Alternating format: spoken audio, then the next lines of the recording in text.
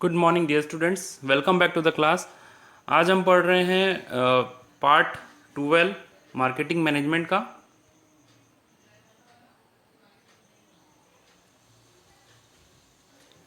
Marketing management का ये topic है और ये टॉपिक कह सकते हैं कि सेमी इम्पॉर्टेंट है। टॉपिक का नाम क्या है? Decisions in physical distribution.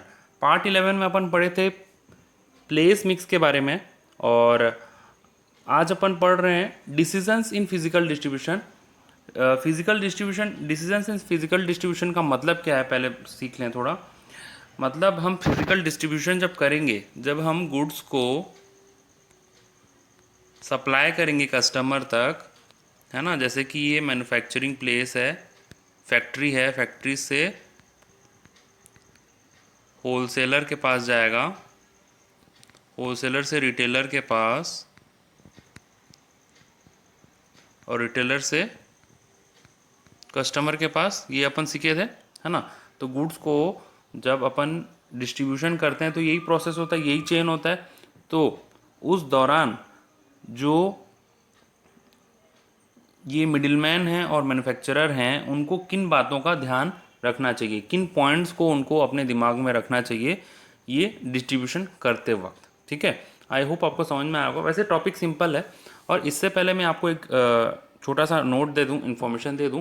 पहले टॉपिक हुआ करता था आप लोगों का पार्ट 11 और पार्ट 12 जो आज अपना क्लास है, उसके बीच में कई सारे टॉपिक होते थे जो कि सीबीएसई ने डिलीट कर दिए हैं। जैसे कि बताता हूँ, डिस्ट्रीब्यूशन चैनल का होता था, है ना। डिस्ट्रीब्यूशन चैनल का मतलब यही, ये इनके बारे में और डेप्थ में पढ़ते थे अपन। और factors determining the choice of channel, ये मतलब ये चैनल डिसाइड करते वक्त किन फैक्टर्स का ध्यान रखना चाहिए, वो भी टॉपिक हुआ करता था, वो भी डिलीट हो गया है। और ये दो टॉपिक डिलीट हुए हैं। मतलब चैनल्स के बारे में और पढ़ते थे, factors determining the choice of channel वो भी पढ़ते थे, वो भी डिलीट हो गया है। और उसके बाद ये टॉपिक आता था। तो ये टॉपिक अपन मैं डायरेक्ट अभी पार्ट 11 के बाद डायरेक्ट इसको शुरू कर दिया हूँ। उसका कारण यही है कि बीच का जो टॉपिक है वो सीबीएसई ने डिलीट कर दिया है। बट मैं आपको ब्रीफ आइडिया दे देता हूँ उसमें होता क्या था। ठीक है, तो बेसिकली उसमें ये सीखते थे कि अपन ये चैनल लंबा होना चाहिए, छोटा होना चाहिए, किन सिचुएशन में लंबा होना चाहिए। मतलब ये जो चैनल है, कई बार क्या है, मैन्युफैक्चरर से डायरेक्ट कस्टमर तक प्रोडक्ट चला जाता था। तो मतलब कई स्टोर में आप देखें, जैसे कि लिवाइस वगैरह का स्टोर है, जिसका कि मतलब कंपनी का अपना स्टोर हुआ करता है। डायरेक्ट वहाँ मैन्युफैक्चरर से जो फैक्ट्री है, फैक्ट्री से सीधा कस्टमर तक आता है। और ऑनलाइन स्टोर भी होता है और ऑफलाइन स्टोर्स भी होते हैं। जैसे कि ली का है, आप देखें, ली एक ब्रांड है, लिवाइस एक ब्रांड है ना। तो इस टाइप के जो ऑनलाइन नहीं, मतलब रिटेल आउटलेट्स जो होते हैं, ठीक है। तो रिटेल आउटलेट्स होने चाहिए क्या, या फिर होलसेलर के थ्रू होने चाहिए, या होलसेलर से डायरेक्ट कस्टमर तक होना चाहिए। तो ये सारा चीज़ अपन पढ़ते थे। ठीक है, लास्ट ईयर तक भी मैं ये सब चीज़ बताता था बच्चों को, लेकिन अब की साल से वो सारा चीज़ डिलीट हो गया है। और अब की साल तो वैसे भी ये कोविड के लिए एक और टॉपिक डिलीट हुआ है, वो भी अपन मैं इसमें नहीं ले रहा हूँ, क्योंकि जो चीज़ डिलीट हो चुका है उसका बताने का मतलब नहीं है। मैं इसलिए बता रहा हूँ आपको क्योंकि वो बेस है, तो उसके बेसिस में ये उसका थोड़ा सा आइडिया होना आपको ज़रूरी है। तो ये सारा कुछ होता था, ठीक है। लेकिन आज अपन पढ़ क्या है, डिसीजंस इन फिजिकल डिस्ट्रीब्यूशन। मतलब जब हम फिजिकली डिस्ट्रीब्यूशन करेंगे ये चैनल वगैरह फॉलो करके, तो हमको किन बातों का ध्यान रखना चाहिए, ठीक है। As a manufacturer, as a wholesaler, as a retailer, हमको किन बातों का ध्यान रखना चाहिए। तो बहुत ही सिंपल सा टॉपिक है, तो शुरू करते हैं इस टॉपिक को। देखो, फर्स्ट है, जब भी अपन फिजिकल डिस्ट्रीब्यूशन करेंगे तो पहला बात है ऑर्डर प्रोसेसिंग। मान लो कस्टमर ने ऑर्डर दिया, ठीक है, किसको, कस्टमर ने मान लो ऑर्डर दिया, रिटेलर ने होलसेलर को दिया, या कस्टमर ने रिटेलर को दिया, जिसको भी दिया, ठीक है। या होलसेलर ने मान लीजिए मैन्युफैक्चरर को ऑर्डर दिया। तो उस वक्त ऑर्डर प्रोसेसिंग का बात है कि ऑर्डर प्रोसेसिंग मतलब जब कस्टमर ऑर्डर देता है मैन्युफैक्चरर को, या होलसेलर ऑर्डर देता है मैन्युफैक्चरर को, कुछ भी हो, ठीक है। तो वो ऑर्डर प्रोसेसिंग मतलब उसमें कितना टाइम लगता है। अगर आप जल्दी प्रोसेस करके दे देंगे तो आपका कस्टमर खुश होगा ज़्यादा, अगर आप लेट लगाएंगे तो थोड़ा सा नाराज हो सकता है ना। So there is a direct relation between the time taken in order processing and satisfaction of customer.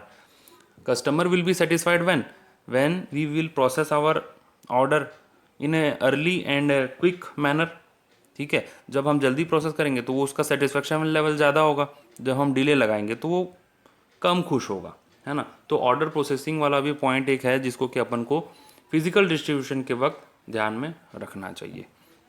Next is transportation.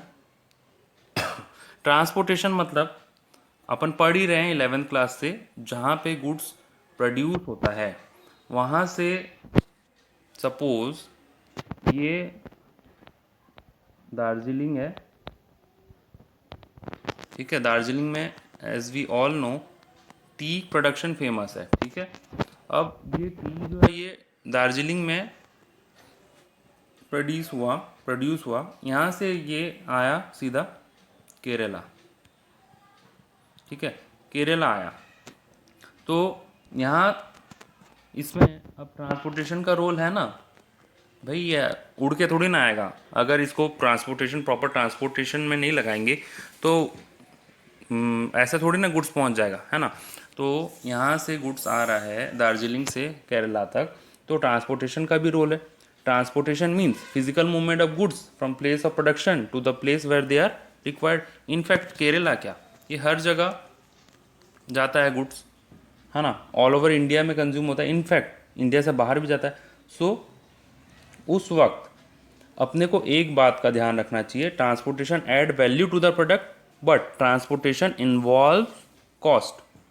तो प्रोडक्ट में तो वैल्यू ऐड करता है, यानी कि प्रोडक्ट एक जगह का प्रोडक्ट दूसरे जगह पहुंच जाता है, वैल्यू तो ऐड करता है, बट इसका भी कॉस्ट लगता है ना। ट्रांसपोर्टेशन का भी खर्चा होगा तो इसका कॉस्ट लगेगा ना। तो सिंपली यही बोल रहा है इसमें कि वैल्यू ज़्यादा होना चाहिए कॉस्ट से, यानी कि जितना उससे लोग खुश हो रहे हैं, लोगों को जितना यूटिलिटी मिल रहा है, जितना वैल्यू मिल रहा है, वो वैल्यू ज़्यादा होना चाहिए कॉस्ट से। यानी कि अपन इसको ऐसे भी समझ सकते हैं, डिमांड अगर है अच्छा तो ही उसको ट्रांसपोर्ट करो, demand should be more than the cost. पता चला कॉस्ट इतना ज़्यादा लग रहा है ट्रांसपोर्टेशन में, लेकिन लोगों को वो चीज़ पसंद ही नहीं है। सपोज़ यहाँ पे मैन्युफैक्चरर बैठा है दार्जिलिंग में, ठीक है, वो खुश होके अपना प्रोडक्ट को सेल करने के लिए इधर उधर ले करके जा रहा है, केरला भिजवा रहा है, कभी कभी जम्मू भिजवा रहा है, कभी गुजरात भिजवा रहा है, लेकिन अरे तेरे कस्टमर जो हैं उनको वो टी पसंद ही नहीं है, तो तुम्हारा भिजवाना का कोई वर्थ रहा क्या? तुमने खर्चा करके इतना भिजवाया, उसका कोई वर्थ रहा क्या? नहीं रहा ना। तो वही चीज़ बोला गया है कि transportation add value to the product but transportation involve cost, so it must be seen that the value added to the product by transportation must be higher than the cost of transportation. मतलब जो value उससे मिल रहा है, जो customer का demand है, वो उससे ज़्यादा होना चाहिए तुम्हारे कॉस्ट से, ठीक है। समझ में आ गया होगा मेरे ख्याल से। ट्रांसपोर्टेशन अभी तक हमने 2 पॉइंट को किया, ऑर्डर प्रोसेसिंग और ट्रांसपोर्टेशन, ठीक है। देखो टॉपिक सिंपल है, कॉन्सेप्चुअल है, तो आप थोड़ा ध्यान से सुनेंगे तो समझ में आ जाएगा। नाउ वेयर हाउसिंग मतलब as we all know godown, big godowns in fact, है ना। तो हमको पता है कि गुड्स जब मैन्युफैक्चर हुआ ज़रूरी नहीं कि उसी वक्त कंज्यूम होगा। सपोज़ मैन्युफैक्चर हो गया, क्रैकर्स का एग्जांपल लेते हैं अपन, क्रैकर्स का एग्जांपल लें तो ये तो मैन्युफैक्चर हो जाता है अगस्त में या जुलाई अगस्त में मैन्युफैक्चर हो जाता है, लेकिन उस वक्त इसका डिमांड है क्या? डिमांड तो नहीं है, लेकिन तो उसको क्या करना पड़ेगा? वेयर हाउस में स्टोर करके रखना पड़ेगा। और डिमांड कब आएगा? अक्टूबर नवंबर, जिस टाइम दिवाली आएगा, है ना। जनरली अक्टूबर नवंबर में आता है। तो ये जो टाइम गैप है, उस टाइम गैप के लिए उसको स्टोर करके रखना पड़ेगा। जुलाई अगस्त में मैन्युफैक्चर हो गया, लेकिन डिमांड है अक्टूबर नवंबर में, so this is the gap, है ना। तो उस गैप के दौरान ये वेयर हाउस में इसको स्टोर करके रखना पड़ेगा। तो स्टोर करके रखेंगे तो उसी को तो बोलते हैं वेयर हाउसिंग, है ना। तो storage of goods is necessary because some goods like crackers are demanded at the time of Diwali, है ना। तो company has its own warehouse और company is using hired warehouse, मतलब company has taken on rent और company has its own warehouse. ये बात का ध्यान रखना पड़ेगा, है ना। और कंपनी का खुद का वेयर हाउस है या फिर कंपनी ने भाड़े पे लिया हुआ है, किराए पे लिया हुआ है, रेंट पे लिया हुआ है, जो भी आप बोलें, तो उसका जो कॉस्ट लग रहा है उसको भी ध्यान में रखना चाहिए। मतलब ये जो कॉस्ट लग रहा है, मतलब जो भाड़ा हम दे रहे हैं, ये किराया में किराएदार जो हमसे भाड़ा लेगा ना, जो हमने वेयरहाउस को, गोडाउन को रेंट पे लिया है, तो हम जो स्टोर करेंगे प्रोडक्ट को, उस दौरान उसका भाड़ा लगेगा, तो वो भाड़ा को भी हमको ध्यान में रखना चाहिए, है ना। तो cost involve in using warehouse and benefits which the company get, मतलब अगर इसमें कॉस्ट लग रहा है, सपोज हमको कॉस्टिंग आ जा रहा है इसका स्टोर करने का, सपोज 50,000 रुपीज़ आ जा रहा है, ठीक है, इतने दिनों का, और पता चला हम एट द एंड प्रॉफिट कमा रहे हैं क्रैकर से सिर्फ 30,000, तो अल्टीमेटली तो हमारा लॉस हो रहा है ना। हाँ, ये हो सकता है कि अगर ये 50,000 का भाड़ा लग रहा है और हम इससे प्रॉफिट कमा लिए 1,20,000, तो जाके हम बोलेंगे कि फ़ायदेमंद है स्टोर करना, अदरवाइज स्टोर करना में तो नुकसान है ना हमारा। तो वेयरहाउसिंग वाला पॉइंट में वेयरहाउसिंग का जो भाड़ा लग रहा है, जो रेंट लग रहा है, उसका कॉस्ट को ध्यान में रखना चाहिए। The cost should be less than the profit और बेनिफिट, ठीक है, सिंपल सा लॉजिक है। Now the next point is maintaining inventory. वही वेयरहाउसिंग में अपन क्या करते हैं, गुड्स को स्टोर करके रखते हैं। मेंटेनिंग इन्वेंट्री यानी कि सामान को स्टोर करके रखना, ठीक है, स्टॉक को। बेसिकली इन्वेंट्री मीन्स, सिंपल भाषा में अगर अपन देखें तो स्टॉक। इन्वेंट्री इसलिए लिखा कि कई आपके बुक में पॉइंट है इन्वेंट्री, तो आप फिर बोलेंगे कि स्टॉक, सर ने तो स्टॉक बोला है, यहाँ तो इन्वेंट्री लिखा हुआ है। तो इन्वेंट्री को स्टोर करके रखना, ठीक है। और स्टोर करके रखना नहीं, जब डिमांड होगा इसका, डिमांड के दौरान सप्लाई भी करना। किसको? ये भाई साहब, कस्टमर भाई साहब को। तो जो भी अपन स्टोर करके रख रहे हैं, जब डिमांड होगा उस वक्त उसको दे पाना चाहिए। The inventory needs to be maintained so that goods can be supplied whenever demanded. जब डिमांड होगा तब दे पाना चाहिए। द फर्म, अब इसमें सोचने वाली बात क्या है, the firm must way the benefit of inventory and the cost involve and accordingly optimum level of inventory should be maintained. यानी कि जब हम जिस तरीके से स्टॉक को अपन कहाँ स्टोर करके रखते हैं, वेयर हाउसिंग में, लेकिन जो हमने स्टोर किया स्टॉक को, जो खरीदते वक्त हमको पेमेंट करना पड़ेगा। पेमेंट करेंगे तो क्या लगेंगे, पैसे। तो पैसा एक हिसाब से इसमें ब्लॉक हो गया हमारा, वो पैसा को हम कहीं और यूज़ नहीं कर पाएंगे। तो ये जो पैसा ब्लॉक हुआ, ठीक है, ये जो पैसा ब्लॉक हुआ जिसको कि हम कहीं और यूज़ कर सकते और उससे प्रॉफिट कमाते, हम यहाँ पे नहीं कमा पाएंगे, क्योंकि हमने हमारा पैसा को वहाँ पे ब्लॉक किया। क्योंकि हमने स्टॉक को ख़रीदा तो वो उसमें हमारे पैसे लगे ना, पैसे लगे तो वो पैसे ब्लॉक हुए, पैसे जाम होके रह गए। तो वो पैसा जो ब्लॉक हुआ, तो हमको ये देखना चाहिए जो ब्लॉक हुआ हम प्रॉफिट कमाते, जो प्रॉफिट हम नहीं कमा पाएंगे अभी, क्योंकि कुछ दिनों के लिए हमको स्टोर करके रखना है, जब बिकेगा तब प्रॉफिट कमाएंगे ना। अभी तो हमने स्टॉक को ख़रीदा है, तो जो ये पैसा ब्लॉक हुआ उससे ज़्यादा हम at the time of sale, जब हम उसको बेचेंगे, तो जितना ब्लॉक हुआ उससे ज़्यादा प्रॉफिट हम कमा पा रहे हैं या नहीं, हमको ये चेक करना है। मतलब जब हम स्टॉक को स्टोर करके रख रहे हैं, एवरी टाइम तो गुड्स आर नॉट सेलिंग ना। तो जब जिस दौरान जितने दिनों के लिए, सपोज़ 30 दिनों के लिए हमने, 30 डेज़ के लिए हमने 50,000 रुपीज़ लगाए और ये स्टॉक खरीदे, 30 दिनों के लिए हम 50,000 रुपीज़ लगा हमको, ये स्टॉक का प्राइस है, ये भाड़ा नहीं है, ठीक है, ये स्टॉक का प्राइस है। तो ये 30 दिनों के लिए, 30 दिन तक हमारा सामान नहीं बिका, 31st डे में हमारा सामान बिका, तो हमारा प्रॉफिट जो है 50,000 से ऊपर होना चाहिए, ठीक है, सिंपल सा बात है। सिंपल अगर आप अपन देखें तो यही चीज़ है। जो हमारा जो क्रेडिट ब्लॉक हुआ, हमारा जो पैसा ब्लॉक हुआ स्टॉक को ख़रीदने में, और जब हम उसको बेचेंगे एट द एंड, उससे प्रॉफिट होना चाहिए। और प्रॉफिट कितना होना चाहिए, जितना पैसा हमारा ब्लॉक हुआ था उससे ज़्यादा प्रॉफिट होना चाहिए, ठीक है।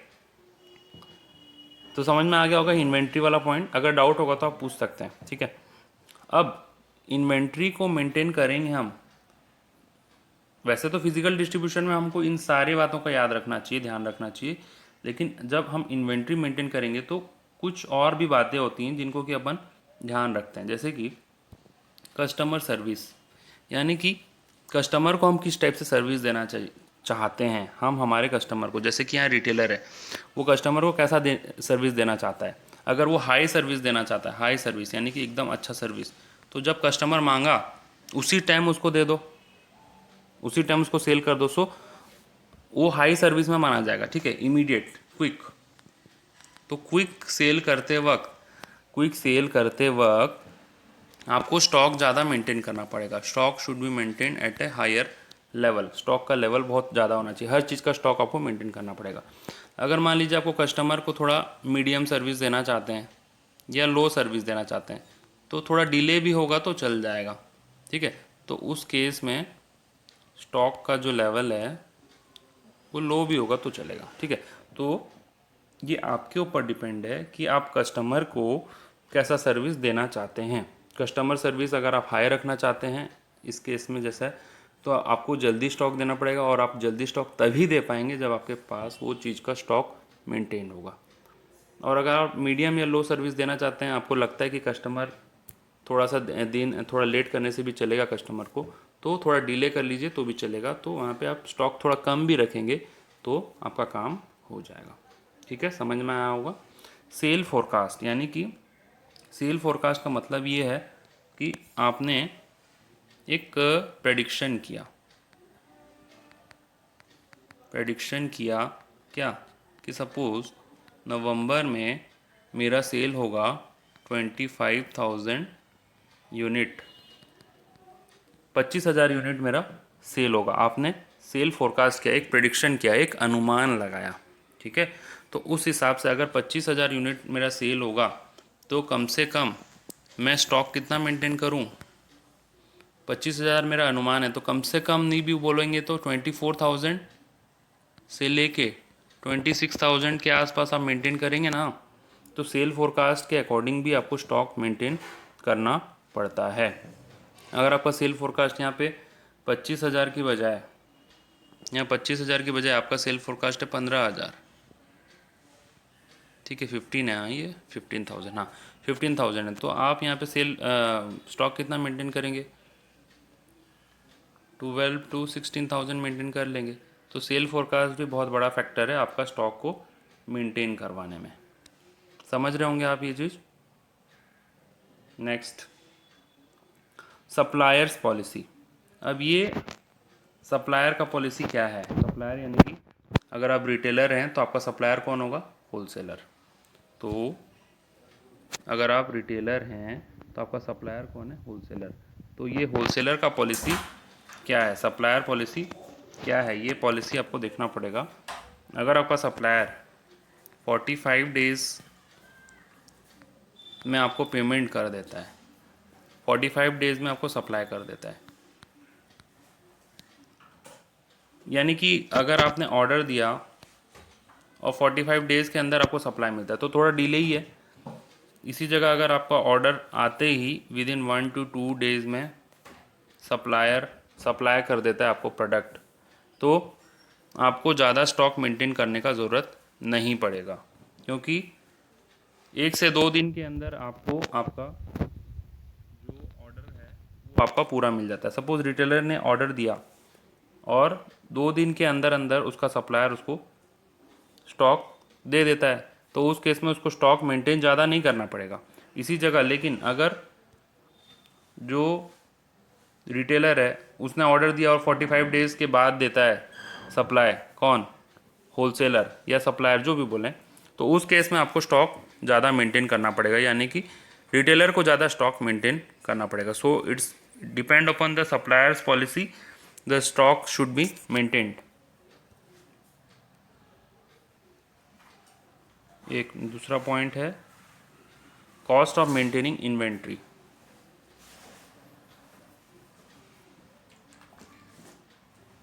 कॉस्ट ऑफ मेंटेनिंग इन्वेंट्री में ये वही वाला बात आ गया, इन्वेंट्री वाला, जो आप इन्वेंट्री मेंटेन कर रहे हैं, जो स्टॉक मेंटेन कर रहे हैं, उसका कॉस्ट लगता है। कॉस्ट किस पॉइंट ऑफ व्यू से, जो आपने अभी जैसे मैं बताया था इन्वेस्ट किया था स्टॉक में, आपने इन्वेस्ट किया तो उसमें पैसे लगेंगे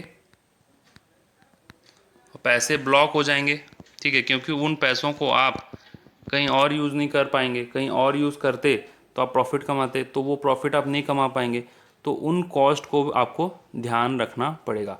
कॉस्ट ऑफ इन्वेंट्री इंक्लूड्स, एक तो ब्लॉक कैपिटल वाला, जो पैसा ब्लॉक हो गया उस पर आप पैसे कमा पाते वो नहीं कमा पाएंगे। दूसरा वेयर हाउसिंग का चार्ज या फिर गोडाउन चार्ज।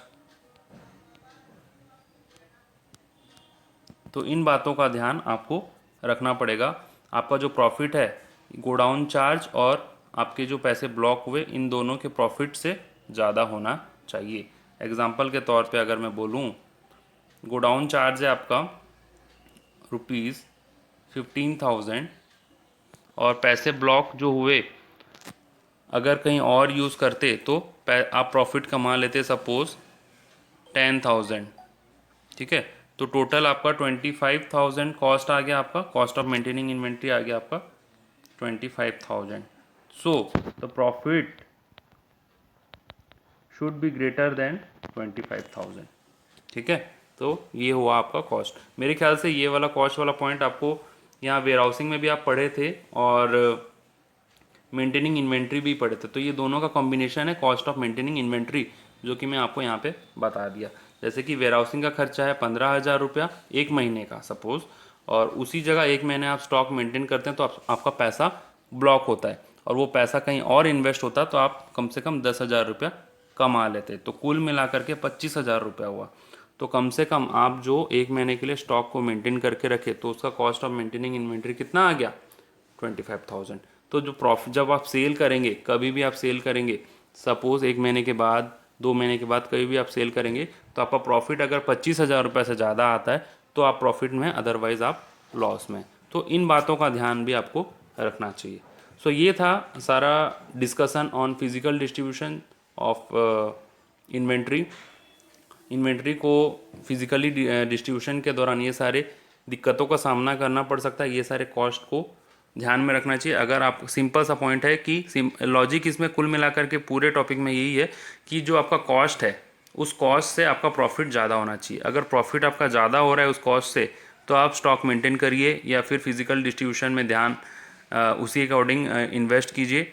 और अगर आपका कॉस्ट ज़्यादा हो रहा है प्रॉफिट से तो आपको स्टॉक ज़्यादा मेंटेन नहीं करना है और आपको कम स्टॉक में आपको बिजनेस चलाना है, ठीक है। तो एक बार फटाफट से रिवाइज करवा देता हूँ। डिसीजन इन फिजिकल डिस्ट्रीब्यूशन मतलब गुड्स को मैन्युफैक्चरर से रिटेलर या कस्टमर तक पहुँचाने तक किन बातों का ध्यान रखना चाहिए। ऑर्डर प्रोसेसिंग यानी कि कस्टमर का ऑर्डर आया, हमने कितने दिन में उसको प्रोसेस करके दिया। अगर हम जल्दी प्रोसेस करके दे देते हैं तो कस्टमर खुश होता है, और अगर हम लेट करते हैं तो कस्टमर दुखी होता है, नाराज़ होता है। सेकेंड थिंग है ट्रांसपोर्टेशन। ट्रांसपोर्टेशन का खर्चा भी हमको ध्यान में रखना चाहिए। जैसे कि टी मैन्युफैक्चरिंग हो रहा है दार्जिलिंग में और उसका कंजम्पशन है ऑल ओवर इंडिया में, तो transportation cost should be lower than the value of the product. अगर प्रोडक्ट का वैल्यू है ऑल ओवर इंडिया में तो आप ट्रांसपोर्टेशन में खर्चा करिए। Third point is warehousing. Warehousing यानी गोडाउन का खर्चा। और maintaining cost of maintaining inventory, दोनों को एक साथ बता देता हूँ। कॉस्ट ऑफ मेंटेनिंग इन्वेंट्री और वेयर हाउसिंग में खर्चे होते हैं। वेयर हाउसिंग का खर्चा जो है और कॉस्ट ऑफ मेंटेनिंग इन्वेंट्री यानी कि ब्लॉक पैसा में जो आप प्रॉफिट कमाते, इन दोनों को मिला देंगे तो आपका प्रॉफिट इन दोनों से ज़्यादा होना चाहिए। अगर प्रॉफिट आपका इन दोनों से कम है तो आपको इन बातों का ध्यान रखना चाहिए। वेयर हाउसिंग को ज़्यादा, प्रोडक्ट को ज़्यादा समय तक वेयर हाउस में नहीं रखने चाहिए और कम स्टॉक मेंटेन करना चाहिए। इन स्टॉक को मेंटेन करने के लिए there are few other 4 points. Customer service यानी कि कस्टमर को जल्दी सर्विस देना है तो ज़्यादा स्टॉक मेंटेन करना पड़ेगा। कस्टमर को थोड़ा मीडियम सर्विस भी दे सकते हैं तो स्टॉक कम मेंटेन करेंगे तो काम चल जाएगा। Second point is sale forecast, यानी कि आप अगर फोरकास्ट कर लिए हैं कि आपका सेल 25,000 यूनिट होगा, 30,000 यूनिट होगा, तो inventory should be maintain near to that level. अगर 30,000 का आपका टारगेट है, सेल्स टारगेट है, तो कम से कम 28 से 32,000 के आसपास स्टॉक आप मेंटेन करिए, आपका काम हो जाएगा।